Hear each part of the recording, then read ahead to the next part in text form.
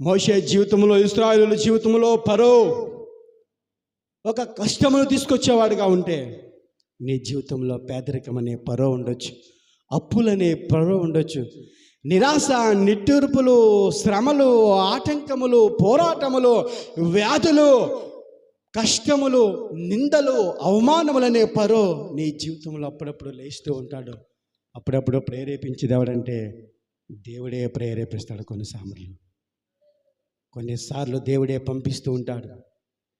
నువ్వు దేవుని మీద ఆధారపడడానికి, నువ్వు దేవుని మీద నిలబడడానికి, ఆయనతో నడుచుకోవడానికి, ఆయన వైపు చూచి మిక్కిలి మొర్ర పెట్టడానికి కొన్నిసార్లు నీ జీవితంలో ఫరోను దేవుడే పంపిస్తూ ఉంటాడు. ప్రియమైన దేవుని పిల్లలారా, కనుక నీ జీవితంలో కలుగుచుంటడి శ్రమలను బట్టి, ఇబ్బందులను బట్టి, ఆటంకములను బట్టి, ఆ వేదనను బట్టి, ఆ పోరాటమును బట్టి, ఆ పేదరికమును బట్టి, ఆ నిందలను బట్టి నువ్వు అధైర్యపడొద్దు. కానీ నీవు దేవుడైన యెహోవా వైపు చూడవలను, ఆయనకు మొర్ర పెట్టవలను, ఆయనతో సత్సంబంధం ఏర్పాటు చేసుకోవాలి, ఆయనతో నడవాలి, ఆయనతో స్నేహం చేయాలి.